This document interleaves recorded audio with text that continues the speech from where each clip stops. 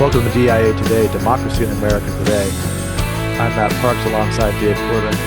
Glad to have you with us to explore the ideas behind today's headlines. My left eye sees pollution. Those dirty fuels are burning. The earth's whole climate's churning. Clean energy solution. My right eye scans the bill. Fossil fuels are cheap. Wind and solar too steep. Drill, baby, drill. Predefined, misaligned, polarized division. Shuttered mind, worse than blind. 2020 vision. Baseball's back, Dave. It's great. And we had our fantasy draft on Tuesday night. It Yep. was the first time in, I think, 20 years of fantasy drafts where I actually got a text from you saying your team was really great. So, It is.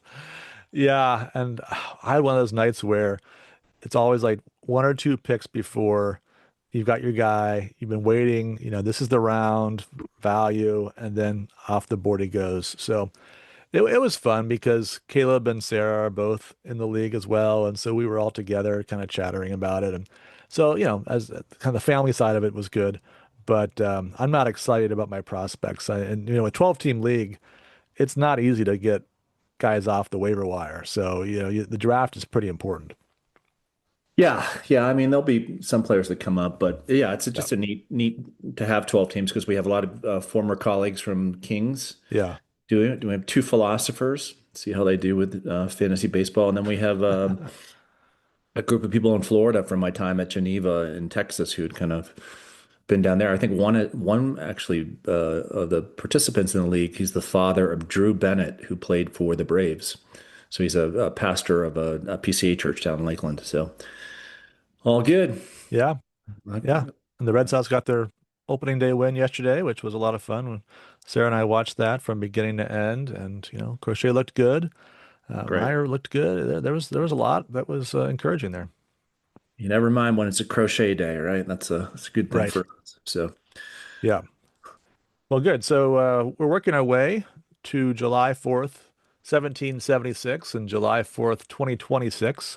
We are now on our fifth podcast in this series, and we're working our way through the different key public documents, primarily of the era leading up to the Revolution. So we started in 1765 with the Stamp Act Congress, and we've checked in at various points after the Townshend Acts.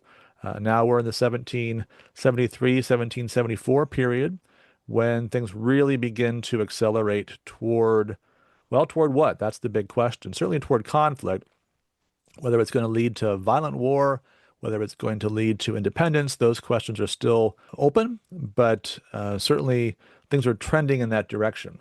So just to give a little bit of a background for our document today, which is going to be the Declaration and Resolves that were passed by the First Continental Congress in the fall of 1774.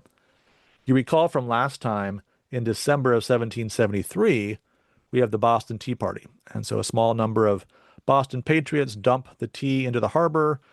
If you go back to Boston today, walk along the Freedom Trail, you can recreate that scene. But that was not well received by the British higher-ups. And so they passed a series of laws the Americans called the Intolerable Acts that did things like closing the entire port of Boston, basically shutting down the trade economy, which was a major part of the Boston economy, as it is with any port city.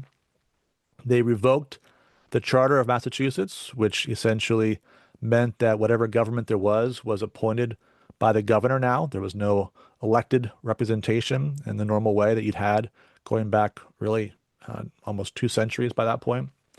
And even the town meetings, which were the backbone of New England government, local government, were suspended except for one annual meeting, which was automatically called through the governor.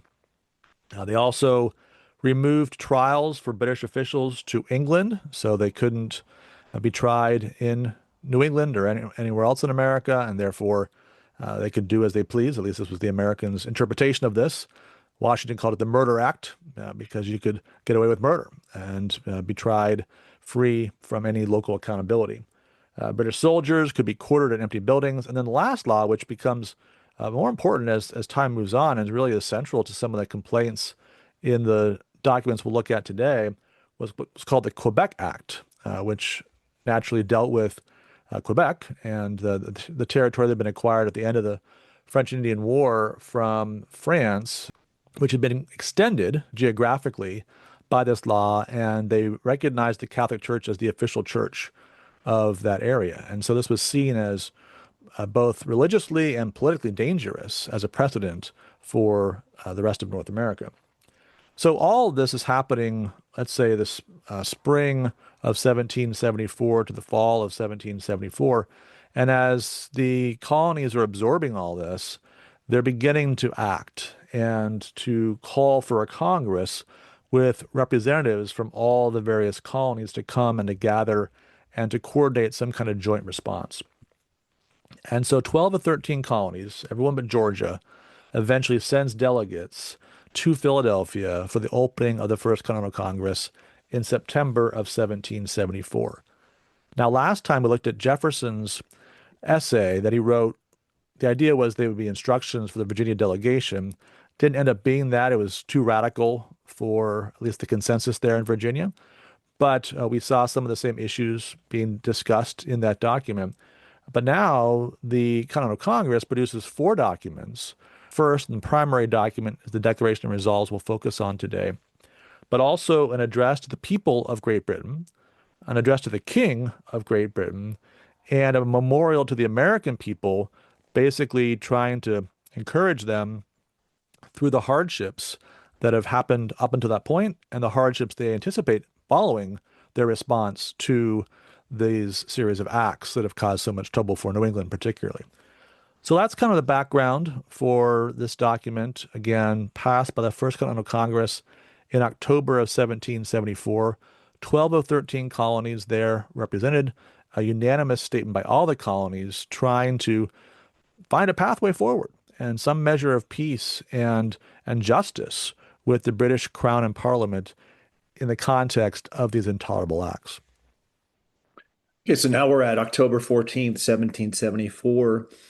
And one thing I'll note here, I think it's interesting that you have this document that we're going to go through, the Declaration and Resolves, but then you also have, which we won't cover today, but we can cover later on in the series, a memorial to the people of British America, so the Americans who are living in British America, an address to the people of Great Britain, and an address to the king. So there are 4 different types of addresses. We're going to address the people who are living here. We're going to make a set of declarations and resolves. We're going to also address the king, and we're going to address the people of Great Britain. And when we were preparing for the show, Matt, I couldn't help but think like that. There's a lot of apologetics going on here, so to speak, political apologetics for why they're doing what they're doing. And if you're all tracking who are listening to this series, all of these writings, this kind of is an intellectual masterpiece, kind of working within the circumstance of a decade to 12-year period that really not only acted as a political apologetic for why they're going to declare independence, but become the foundation of what follows in the Declaration of Independence and the Constitution that's framed thereafter. So it was essential, now that you look back on it, that we had this 10 to 12-year period because we could think through and deliberate and convene and try to get clarity as to what justice is, not simply in our relationship with our mother country, Great Britain, but what justice is as we form our own new nation. So be thinking that the apology that you see and the language you see in what we cover today and what we've covered up until this point will become central to the American experiment in self-government that follows. Another thing that comes to mind here, just in kind of reading through the preamble to the Declaration and Resolves before getting into them, is that there are words here that are used that become part of the vernacular of American founding thought.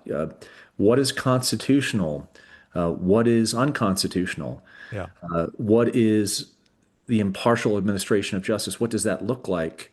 And what does a partial administration of justice look like? So these terms, these phrases also come forward. The preamble ends, however, with a sentence kind of capturing what you just did in the history.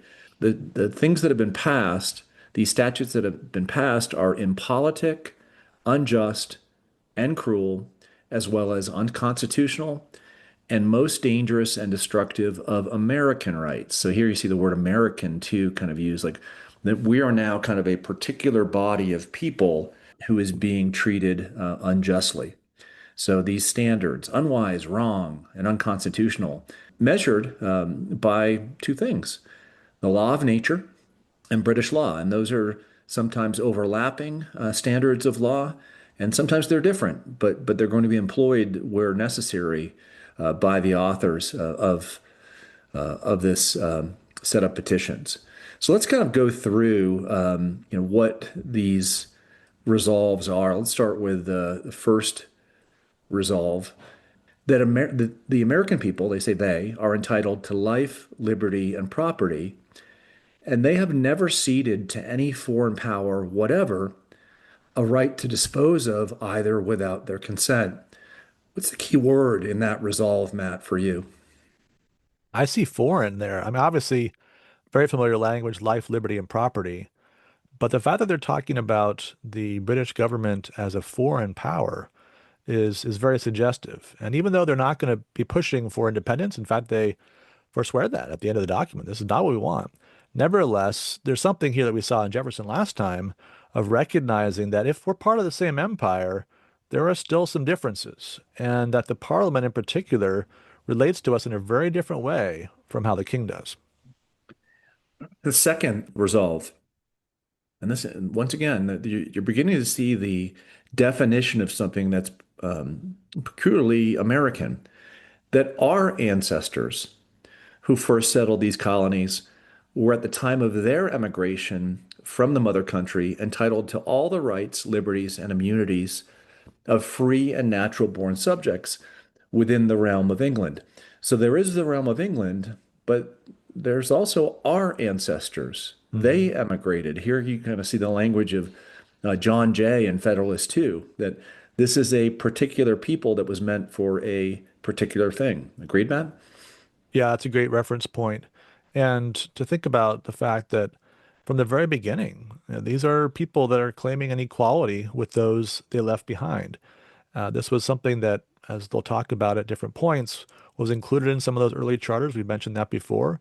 But also just as a matter of fact, they weren't kicked out. This isn't Australia, right? They didn't send them as a penal colony or something of that sort. These are free Englishmen who chose freely to migrate and had every reason to expect, both in law and in right, that they would be treated as equals to those that remain back at home. Yeah, and they became Americans. Yeah. So resolve number three, that by such emigration, as Americans, they by no means forfeited, surrendered, or lost any of those rights, but that they were, and their descendants now are, entitled to the exercise and enjoyment of all such of them, as their local and other circumstances enable them to exercise and enjoy. So we are part of a category of things called the British realm, but we are also part of a particular people who did a particular thing, but who still carry with them the rights of everyone within that British realm. Right. And that these have to be understood according to their local circumstances. And so this is, of course, one of the key points of dispute between the British government and the American colonists. How local are those circumstances? Does it mean that they have their own parliament, essentially, or parliaments? Or does that mean that they are subject to the law of the Parliament in Westminster? Right? These are the questions. They're dividing them. But what they're saying is, like, we didn't give up our rights. We haven't lost our rights. But we must understand those rights in the context of where we are and who we are as a people. Yeah, and you really see that in the fourth resolution, which is a little bit longer, but you'll see this put front and center. So resolved that the foundation of English liberty and of all free government is a right in the people to participate in their legislative council. And as the English colonists are not represented, and from their local and other circumstances, just what you're saying, Matt, cannot properly be represented in the British Parliament, they are entitled to a free and exclusive power of legislation in their several provincial legislatures, where their right of representation can alone be preserved in all cases of taxation and internal polity, subject only to the negative of their sovereign. So note there, the sovereign being the king, Hmm. He still has a negative, but in their local circumstances, they have a right to participate in a legislative council. So, I mean, here I think, there's some good thinking going on here, and it's an apologetic. We do not seek to separate from the British realm, but we seek in moving to North America to maintain the same rights, have the same ability to consent to the way that we're governed, allowing for the negative of the king. So you take up these first four, Matt, how would you summarize the argument that they've made to this point? Well, essentially, they're saying we are Englishmen in good standing. We have the right to the rights that have been understood to be essential to being Englishmen, going back to Magna Carta, the English Bill of Rights. This centers on representation. And what they do in the second half of that fourth resolve is really lay out for the final time their understanding of what Parliament can do and what Parliament can't do. So we just said that the king has a right of a negative if used appropriately, and they do have some qualifying language here, right? If it's a bona fide rejection of an improper law, no problem. If the king's going to use it arbitrarily, that is a problem. But they also say, look, we understand that there's a need for the parliament to legislate concerning what we would call the foreign policy of the empire. You'd have one common foreign policy. Of course, we'll see this kind of arguments in the Federalist Papers about the Constitution and why you don't want to have state level foreign policy. Fair enough. But you can't have the parliament raising revenue, whether in terms of internal taxation or taxation of trade. This is something that they've been working toward going back to 1765. We saw different versions of this argument and different landing places, frankly, for this argument. Just what power are they conceding to the parliament? And the answer here is the power to regulate international affairs, international relations, if it doesn't amount to a power of taxation.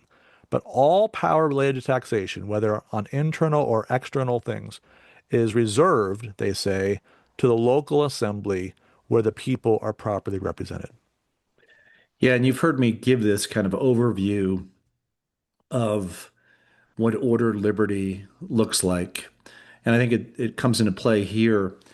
When you look at politics, right, there's a moral or philosophic or principled sphere to any polity that comes into being. But then there's the kind of active political sphere of how you do things, of how you enact things, of how you vote on things, how you tax yourself, etc.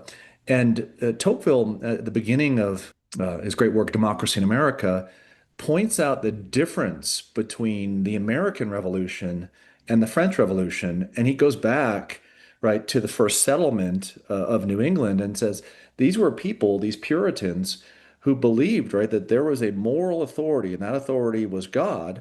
Hmm. But then within the political realm, that the people were free to act independently, all right, and how they exercised authority.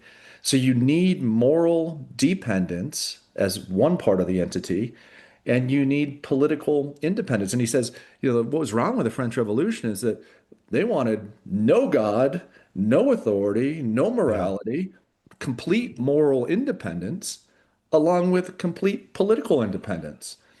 I think what you're seeing in the folks that are saying, no, you're going to do what we tell you to do in Great Britain is that you are completely morally dependent upon us, men, not law, Yeah. and you are completely politically dependent upon our will. And the Americans are like, no, there is such a thing as moral authority, but it has to be combined with political independence. And the beauty of this, Matt, going back to the idea of ordered liberty and this being apologetic for what follows, is that this foreshadows the principles of a federal republic where you do have moral governance housed within the federal government and the Declaration of Independence upon which all things stand, Hmm. but then political independence and the allowance, right, for different states within the federal republic to act on matters before them. Yeah, exactly. And we'll develop that, I think, a little bit further as we move along. But just want to skip down to the eighth resolution, which I think really amplifies your point. They say that they have a right peaceably to assemble, consider other grievances, and petition the king. and that all prosecutions, prohibitory proclamations, and commitments for the same are illegal. So not only do we have certain rights related to representation, but when we're in a conflict within the system, we have a right peaceably to assemble there in Philadelphia, to consider their grievances, to meet as a Congress representing the 12 colonies that sent a delegation, and petition the king. Right? These are all orderly responses. This is all a peaceful way of resolving a dispute. And you can see their submission to an orderly government system, even while they're struggling with the particular powers that be. They respect the king as an institution, even while they struggle with the particular king who happens to have those powers. They respect even the parliament as an institution in its proper place, even as they struggle with those who are actually exercising that power. And so they want to find a way of submitting to rightful authority while pressing forcefully but respectfully for their rights. And they need a conduit to be able to do that. And that conduit is their legislative representation, Yeah. is the ability to have a legislative body where they voice their consent for or against something. If you don't have that legislative body, or you don't have the means to exercise your liberty within an ordered setting. So over and over again here, the emphasis on, I mean, we just want to maintain our ability to legislate over our own affairs where it's right for us to do so. So later on in the resolves, after kind of laying out these principles that we've seen over and over again in these series, they go into the particulars of what's happening here, Yeah. and they enumerate the particular injustice, but they're always doing so reflecting back to the laws that those injustices violate. It's not you did this, you did this, you did this, you did this, like a teenager complaining to you about how you're parenting, Yeah. right?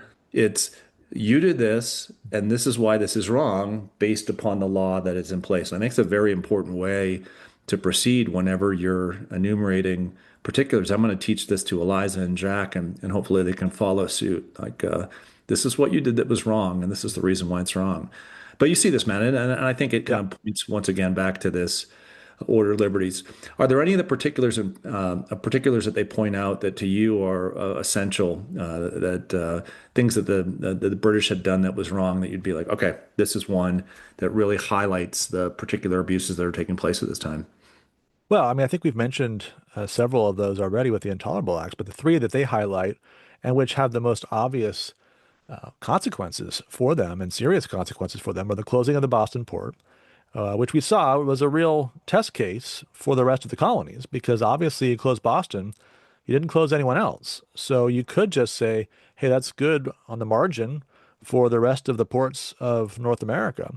But they don't see that. They see that as an arbitrary power that could be exercised on them too, if the British happen to decide that New York is now out of step and out of favor, or South Carolina or Virginia, etc. The second one, obviously, when you withdraw the charter of Massachusetts and essentially, as we talked about last time, leave them in a state akin to anarchy, where there's really no true government for the people, no at least representative government for the people. And that's a serious, serious attack on their rights as a free people. And then lastly, as I was saying, that the Quebec Act, which they see as really raising serious questions about the kind of power the parliament is claiming. If you can redraw boundaries at arbitrary will, if you can establish religions in an area just because you say so, what can't you do? And of course, we see at the very beginning of this document the first reference, which we'll see again in the Declaration of Independence, to that declaratory act we talked about several shows ago, where the parliament claims the right to be able to legislate for the colonies in all matters whatsoever. And so at the time, as we talked about when we looked at this, I guess the first show in the series, they weren't all that concerned about it because they said, well, we'll see what this means in practice. But now they are concerned because they're seeing just the kinds of powers the parliament is claiming. And if they can claim the power to create and dissolve governments, establish churches and dissolve churches, change the borders of communities and all the rest, then all matters whatsoever is all matters whatsoever. And their most sacred rights are very much in doubt. So they list the resolves here, and then at the end of this document, they offer the following, what they call peaceable measures. It's really interesting that three peaceable measures that they're going to put forth. Yeah. Number one, it's a little bit of the carrot. We're going to enter into a non-importation, non-consumption, and non-exportation agreement or association. What's that mean, Matt? Well, basically, we're not trading with you. Yeah, good So, luck. yeah, we're not taking your tea or anything else. We're not sending anything back to England. And they recognize this will bring hardship to some of the people in Britain. And so when they write, their letter to the British people, they acknowledge that and they say, of course, we're sorry. But this is the only recourse we have. All right. Second thing they're going to do, and this is really, really interesting. We're going to prepare an address to the people of Great Britain and a memorial to the inhabitants of British America. So we're going to speak to the people of Great Britain and the people of British America. Why is that important that they're going to address both parties of both groups of people? Yeah, I think that has to do with the underlying theory here. We're talking about equals. We're talking about the right of a people to consent to their government. They're also very clear on the fact that, look, we're all morally responsible agents. And so you can't just say, well, hey, that's that parliament doing crazy stuff. Well, you've got power as the people of Britain to say something to your parliament members and to put pressure on them to do right by America. And the American people, there's going to be hardships. If you're somebody involved in trade, you just lost your business. If you're a farmer who was expecting to be able to ship goods over to England in order to make your money or to, get rid of the surplus of your product, forget about it. You're not doing that. So there's going to be some serious hardships, and you're going to have to be persuaded perhaps that those hardships are worth it for the sake of the rights and the privileges that you're claiming through this declaration. Yeah, and this is interesting, right? Because in our age, we don't tend to address the other or want Yeah. to uh, propose, a claim that something is injustice, excuse me, a claim that something is unjust to people. We just good guys, bad guys, right? But Yeah. this is no, that this is going to hurt you, but this is the reason why we're doing what we're doing. And then finally, the last thing that they're resolved to do is to prepare, and the key word here is a loyal address to His Majesty, agreeable to resolutions already entered into. So address the people of Great Britain, address the people of British America, and prepare a loyal address to the King. Okay, so we're going to leave aside the address to the American people in this show, but let's get to the address to the people of Britain. John Jay is the primary author of this address. And note that in the Second Continental Congress, you'll see this declaration recalled as an appeal that went unheeded. First thing that I think is important here is how do you address the people of Great Britain? As enemies, as a foreign power, as part of something's wrong, that something is wrong? No. Jay addresses in this document the people of Britain as friends and fellow subjects, not enemies, but friends and fellow subjects.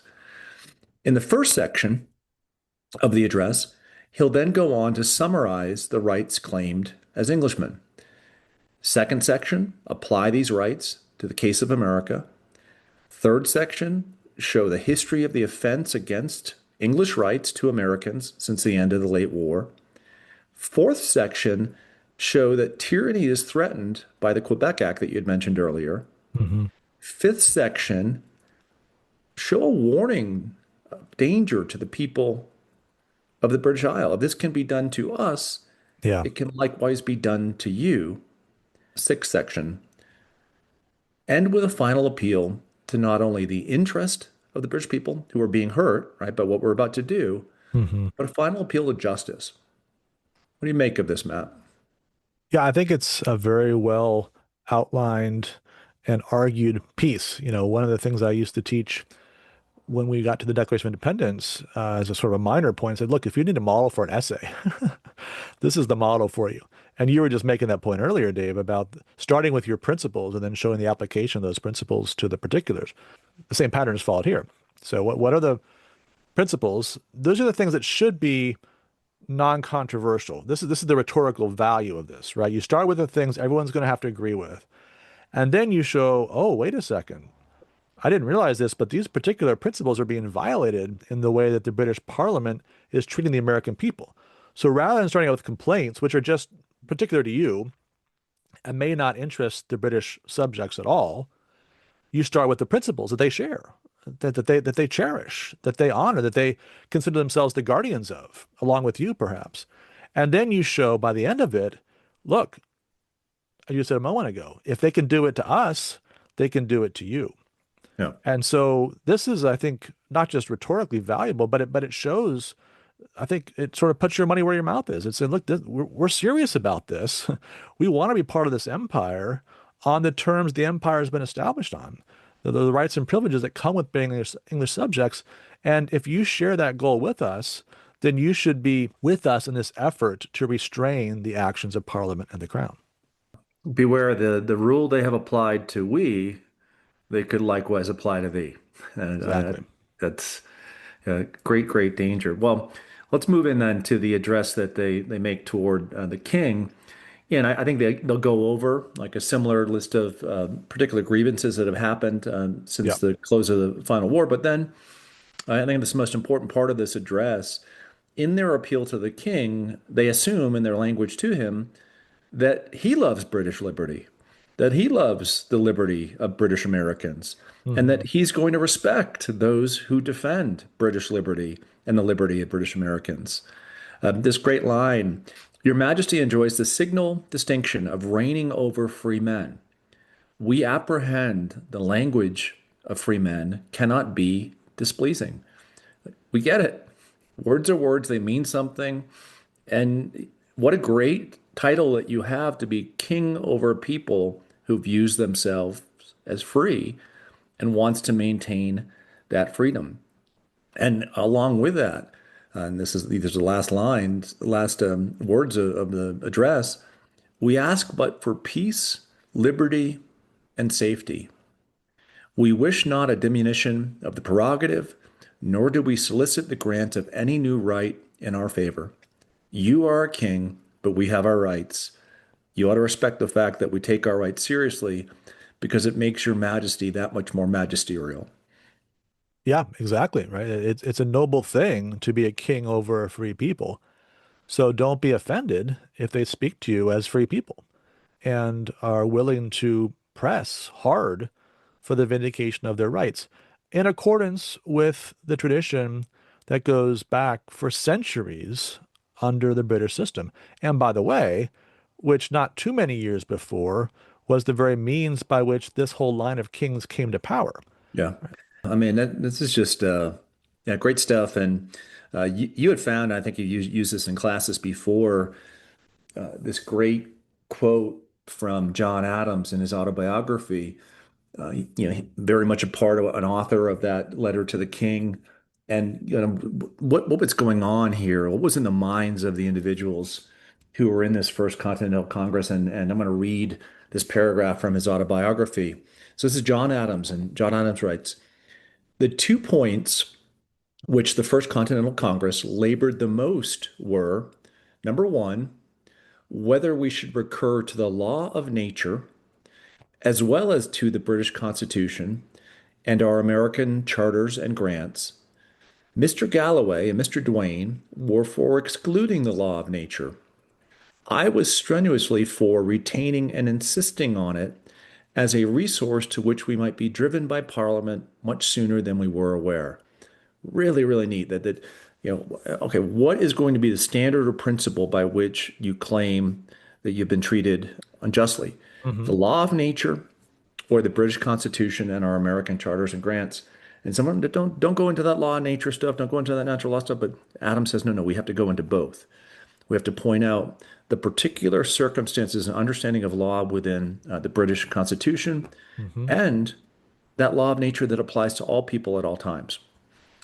Second point that he highlights here in this letter is that the other great question was what authority we should concede to Parliament whether we should deny the authority of Parliament in all cases, and here you have a kind of a Jefferson probably arguing for that, whether we should allow any authority to it in our internal affairs, or whether we should allow it to regulate the trade of the empire with or without any restrictions. So here, deference paid, at least in asking the question, that the Parliament is a legislative body. What exercise of legislation should it have? We know the argument that Americans should have their own legislatures, but to what degree should Parliament be able to have a legislative power over the affairs of the British Americans?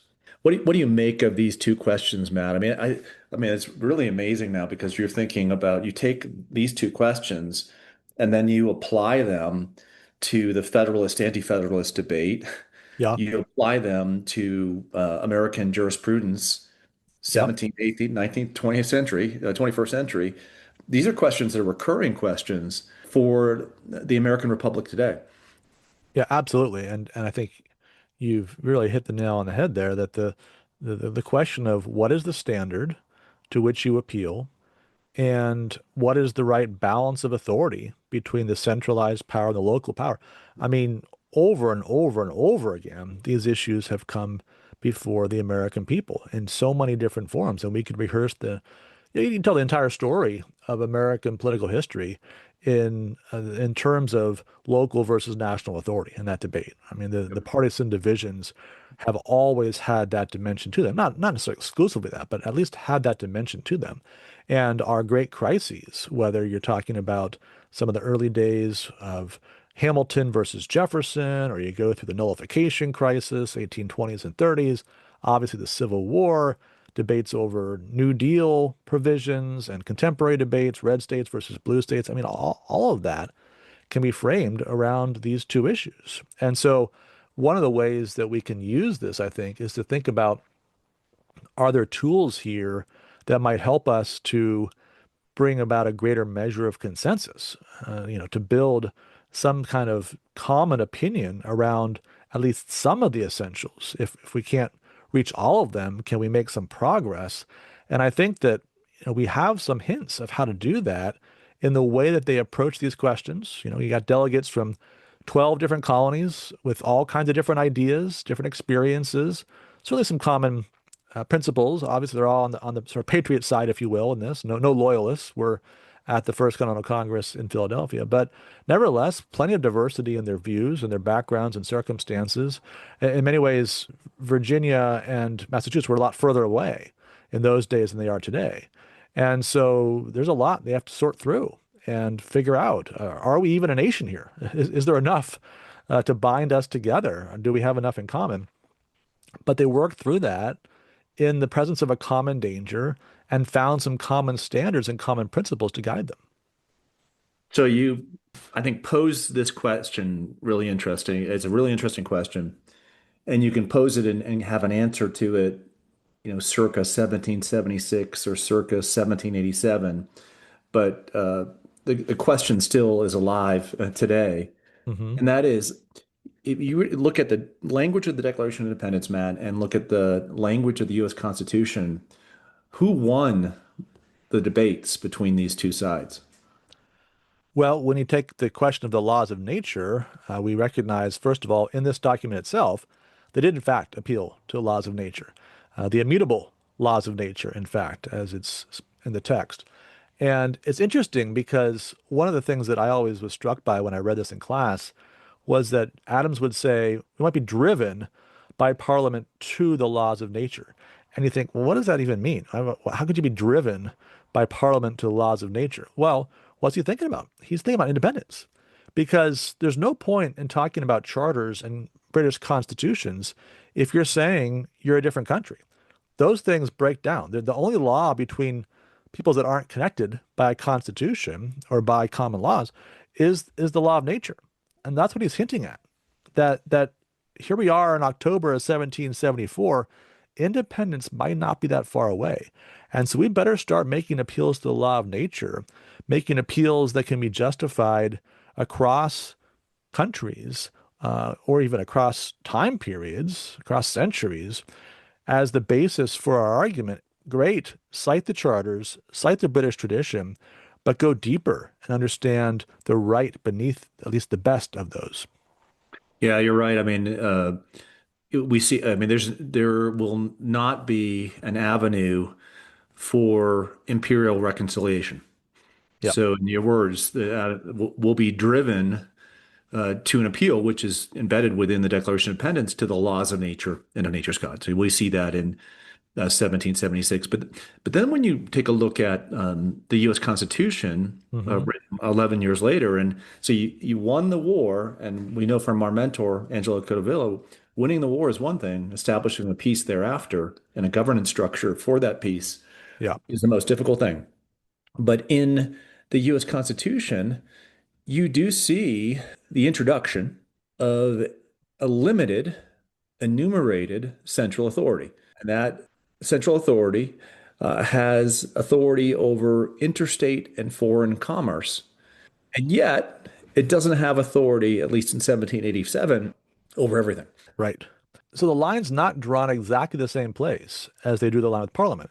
And the reason for that is quite simple, that there was actual representation of the people in the Congress, that it was okay, at least on some matters, to legislate nationally because you had a House of Representatives, you had U.S. senators, you had elections to choose people either directly or indirectly for those offices in that day. And so it's not a foreign body. It's still distant. And so you have to be wise and prudent about what powers you give it and what powers you withhold. But it's not a foreign power. And so because of that, and this was an argument, of course, that was made quite powerfully by the Federalist authors, because of that, you can have the kind of confidence in the Congress you didn't have in Parliament. You don't need to rehearse all those old revolutionary arguments against the Congress again that you used against the Parliament so effectively in 1774, 1775, 1776. But of course, the Anti-Federalists are going to do just that, and Right. they're combating the new Constitution. But Jefferson really doesn't get what he wants, really, which is a definition of the British Parliament here as foreign. I mean, you see that in the loyal address to the king as well, right? That Yeah. this is not going to be a completely revolutionary statement as Jefferson would have hoped that it would be, right? Not just yet. Jefferson's going to have to wait. He'll be patient. He'll get to write that text in due course. And so, to his credit, he'll be able to give us the immortal words of the Declaration of Independence at the right time. But yeah, this is America's not there yet. And events aren't really there yet. We're going to see as we move along. We've still got a few more key links in the chain that are going to lead us to July 4th, 1776. But in the fall of 1774, there's some serious thinking about that relationship between the American people and the British Crown and Parliament, and the principles that either will unite them or divide them as events unfold. Yeah. So, on this question of the proper place of natural law in declaring one's rights based upon the current circumstances, I mean, this is really remarkable because there are at least three powerful ways of interpreting what is lawful or what is right. You have the originalist, and they're very powerful at Notre Dame Law School, where my future son-in-law Cam is, and Hmm. this is Scalia and others. Okay, what does the original text say? So that's one way of approaching this. Yep. The natural law branch, probably best represented by Justice Clarence Thomas Hmm. and others that have supported Hadley Arcus Yep. and others. And then the living constitutionalist approach, right, of the progressive left.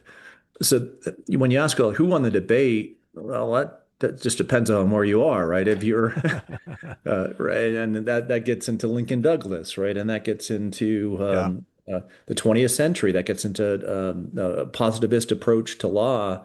But you might say today that while the natural law position is represented on the court, as is the originalist position, that there's a constant tension here between these three positions as American politics and political life plays out. Yeah, there's no question about that. And I would say that the natural law position has not triumphed. It's been well defended and articulated by Justice Thomas. But in our day, it is not the prevailing view. And you can look at take just some of the key decisions of recent years. Obviously, the Obergefell decision, which established the grounds for same-sex marriage as a right, was derived from the long line of cases going back to Casey and Roe and Griswold that were all predicated upon living constitutionalism and a rejection of any natural norms. There's no way to get to a same-sex marriage right without rejecting nature as a fundamental category. And that decision is based upon Justice Kennedy's famous claim that liberty is basically the right to self-actualization. And if that's what liberty is, well then, by all means, same-sex marriage or any other combination you please. So that we have that decision still in the books, right? That's not been overturned. I would say not likely to be overturned. Now then, think about the decision that overturned Roe versus Wade. So here is a chance for the originalists and the natural law defenders to make their case. The primary ground upon which Roe versus Wade was rejected was the kind of Scalia-type originalism, rather than the natural opposition, which would have probably led, if you followed it consistently, not just to a rejection of a right to an abortion, but to an affirmation of a right to life for the child in the womb. And if you really follow the natural law logic consistently, that's where it leads you. So, I mean, we can see that the appeal that was made at the time of the founding is now you might say, the least dominant paradigm for understanding our law today. And yet I think it's the one, ironically, that gives us the best chance, ultimately, of coming to some kind of consensus, because what makes the natural law powerful is the natural law is accessible by all. It's a common language built upon the way that God has established the order of the world. And while we might consciously reject some of its conclusions, we don't really ever reject it finally. We all know about fair. From the earliest ages, kids appeal to fairness or a lack thereof. And maybe not always rightfully. We have our own thumb on the scale sometimes in our favor. But nevertheless, we get fair. We get justice. We understand what violations of those things look like. And so if we really want to reject the natural law, we have to reject all of that. And no one wants to do that. Yeah. So if we're willing to put aside some of our conclusions that we've already come to, our a priori conclusions, and actually reason through matters the way the founders did and the founding generation did, we could find that there's maybe more consensus available through the natural law than we otherwise would expect. Yeah, and I think my key takeaway from this show, and it's really been a key takeaway from each of the 5 first shows leading toward July 4th, 2026 and July 4th, 1776, is how do you, with lawfulness, justice, and prudence, seek out and find, however imperfect, an equilibrium between unity and liberty? And that question is important to what's happening in 1774. It's important in any time period, right? It's important to us right now, but you have to use those principles, I think, to do it right.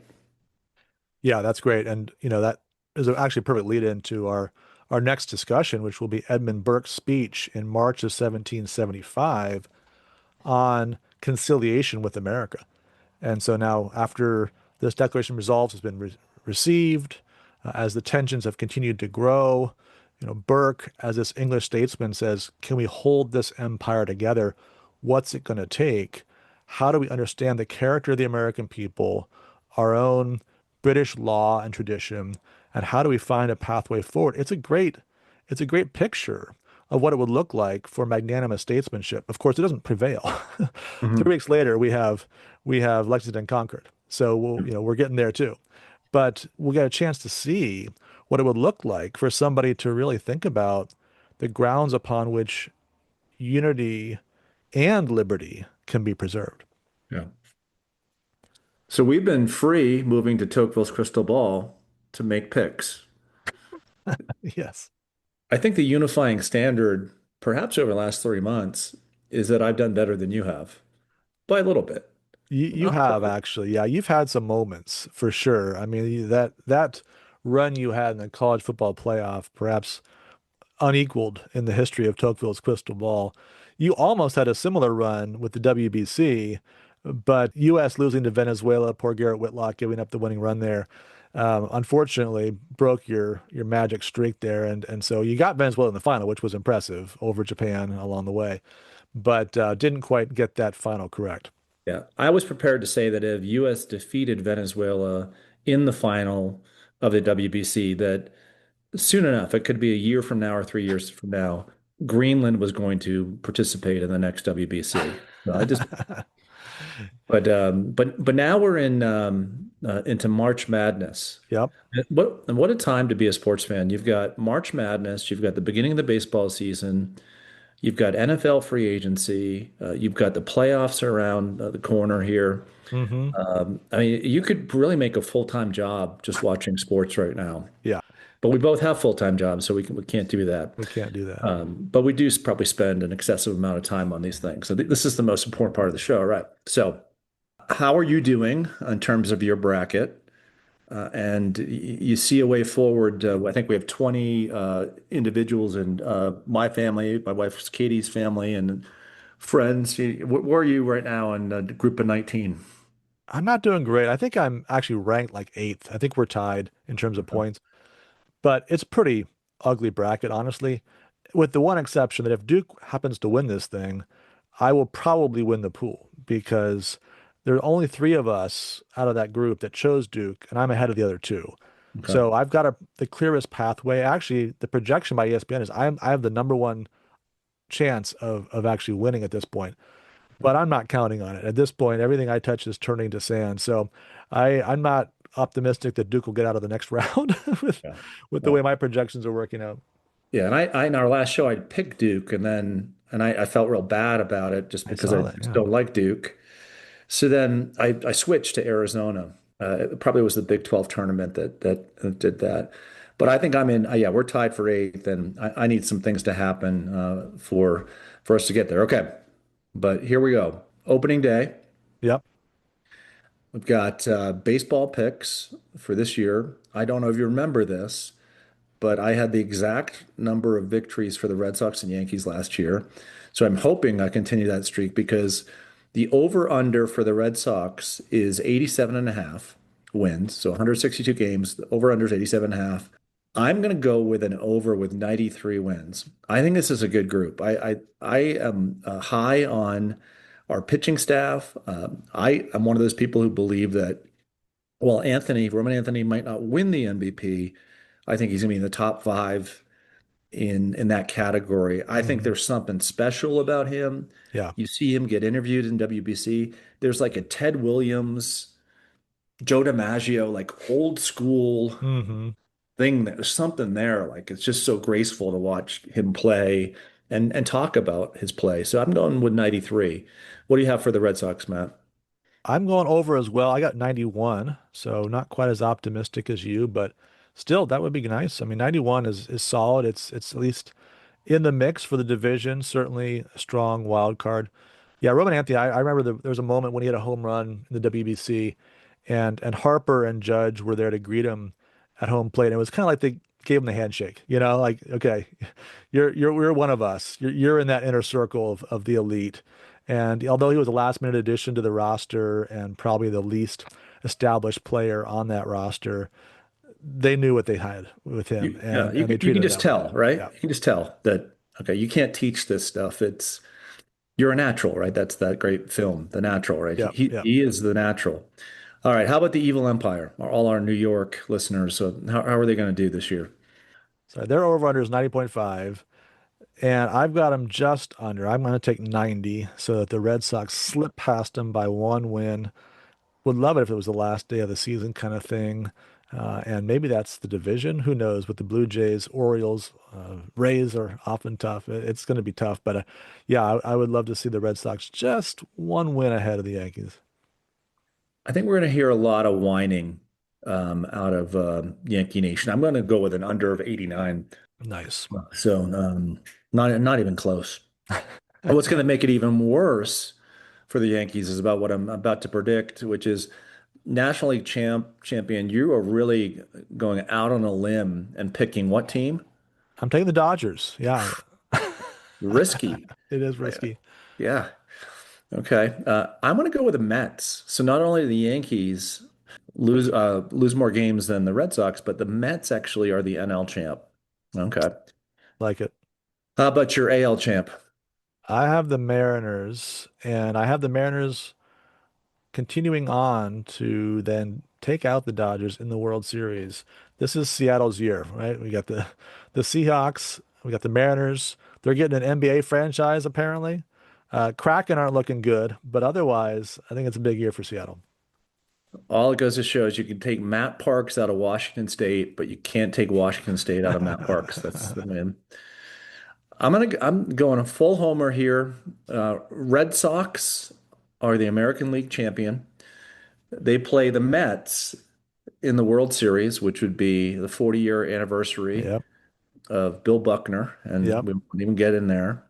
But 40 years later, the Red Sox beat the Mets and become world champions again. I love it. Let's do it. Yeah, I mean, it's been 8 years. Come on, we're overdue at this point. That's right. 21st century, every 4 or 5 years, we're supposed to be winning the World Series. So, yeah, No more curses. no more So curses. That sounds great. I would love to see a Red Sox Mets World Series around here. That'd be a lot of fun. Well, we'll leave it there for today. Thank you as always for joining us. You can follow us on Instagram and YouTube. You can also email us, democracy in America today at gmail.com. We'll continue with our trek toward July 4th next time. Look forward to talking to you again soon.